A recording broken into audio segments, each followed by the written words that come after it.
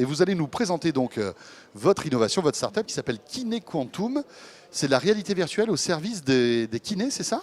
Tout à fait. Donc en fait, c'est une solution de bilan et de rééducation en réalité virtuelle, donc qui couvre tout un tas de champs d'application, allant des cervicales, en passant par l'équilibre, la neurologie, et puis aussi tout ce qui va être autour de la relaxation et du membre supérieur pour les kinésithérapeutes. Mais alors attendez, qui porte le casque? Le kiné ou le patient? Alors c'est le patient, ça se passe chez le kinésithérapeute, mais ça permet donc de rééduquer le patient. Ça permet derrière donc une réduction de la douleur. On a des études américaines réalisées par l'Université de Washington auprès des grands brûlés qui montrent que l'utilisation de la réalité virtuelle permet de réduire la sensation de douleur chez les personnes qui l'utilisent de 50%. Parce qu'en fait, le patient focalise son attention sur le jeu et sur ce qui se passe en virtuel plutôt que sur sa douleur et sur son mouvement dans le réel. Ah d'accord, c'est un leurre finalement presque. Tout à fait, on pourrait dire ça. C'est étonnant Oui, ça. mais alors ça soigne à l'arrivée? Oui, alors nous ce qu'on est, c'est un outil pour les kinésithérapeutes. Donc on ne remplace pas le kinésithérapeute. C'est lui qui choisit et qui paramètre la séance dans le logiciel en fonction de son patient qu'il connaît et de sa pathologie. Et ensuite derrière, donc le patient effectue les exercices et les mouvements en réalité virtuelle avec Kiné Quantum. Donc il fait des efforts physiques, pardon. Tout à fait, tout à fait. Il fait des efforts physiques. Alors on a des exercices plus ou moins physiques, bien sûr, selon la pathologie du patient, avec des niveaux de difficulté progressifs pour ne pas mettre le patient en échec non plus. Bien sûr. Alors, mais concrètement, pour qu'on comprenne bien, ça marche comment? Je dois faire certains gestes de rééducation. Je suis patient, le kiné est à mes côtés, il a tout le système, donc j'imagine un ordi. Quel type de masque avez-vous choisi? Nous, on travaille avec HTC Vive parce qu'on trouve qu'aujourd'hui, c'est celui des meilleurs qui masques nous permet le tracking le plus performant avec le moins de temps de latence possible.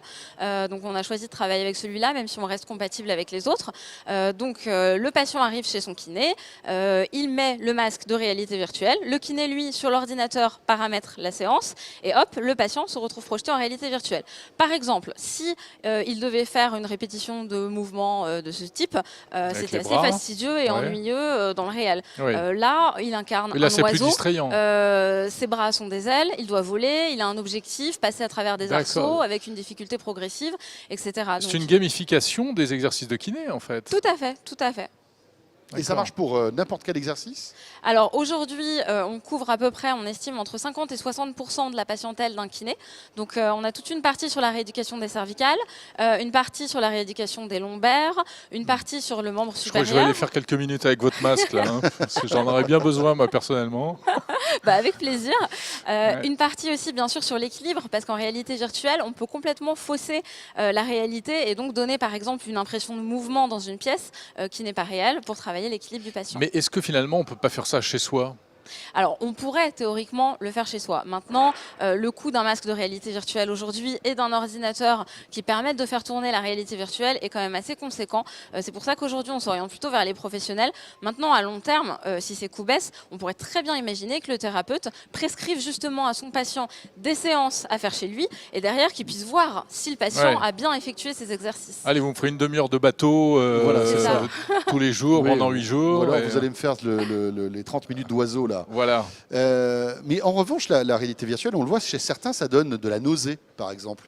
On a mal à la tête, on se sent pas bien. Parce que là, ça kinétose. C'est la fameuse kinétose. Est-ce que là, ça va pas justement à l'encontre de ce que vous faites? Alors déjà, cette sensation de nausée, c'était plutôt au début de la technologie de la réalité virtuelle qu'on pouvait l'avoir.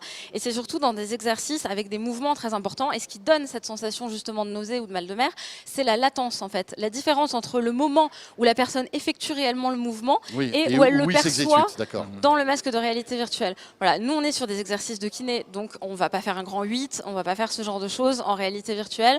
Donc on ne risque pas d'avoir ce type de malaise. Combien coûte cet équipement si un kiné souhaite l'acquérir? Tout à fait. Donc aujourd'hui, on équipe à la fois des kinés en libéral, des centres de rééducation et des hôpitaux. Ça coûte 270 € par mois pendant 4 ans. Ah, c'est sur abonnement? C'est un leasing en fait, généralement sur 4 ans. D'accord. Il y a beaucoup de kinés ont fait appel à votre solution. Alors aujourd'hui, on a plus d'une vingtaine de kinés en libéral qui sont équipés. On a aussi quelques centres de rééducation et 2 hôpitaux. On travaille notamment avec l'hôpital Cochin à Paris sur une étude pour prouver l'efficacité de notre solution qui est actuellement en cours. Voilà, parce que j'allais vous poser la question. Quel feedback avez-vous à ce jour? Voilà, alors on a les études réalisées aux États-Unis, mais sur la réalité virtuelle de manière générale, qui sont très prometteuses bien sûr, mais on voudrait bien sûr réaliser nos propres études sur notre matériel et ce qu'on propose nous aujourd'hui. Alors, vous revenez donc du CES de Las Vegas. Oui. Le bilan, qu'est-ce que vous en tirez? Le bilan il est extrêmement positif. Bien sûr, déjà d'une part, il y a la partie notoriété, mais on voit aussi à travers ces retours, ça nous a permis de rencontrer des innovations technologiques avec lesquelles on pourrait éventuellement faire des partenariats. Par exemple, on a vu un système très intéressant de eye tracking développé par une société qui permet de faire du suivi oculaire en réalité virtuelle. Donc ça nous permettrait, nous, derrière, de développer aussi de nouveaux exercices en travaillant avec eux. On a vu aussi une plateforme qui permet de se déplacer en utilisant ses pieds en réalité virtuelle. Là aussi, on pourrait imaginer de nouveaux exercices en partenariat avec eux. Et puis, bien sûr, on a eu la grande annonce de HTC Vive avec la sortie du Vive Pro, qui pour nous, sans fil, et en plus avec la réalité mixte, qui offrirait pour nous vraiment des... Donc vous avez un boulevard finalement devant vous là. On peut dire ça, on travaille bien sûr, mais on essaie de faire le maximum.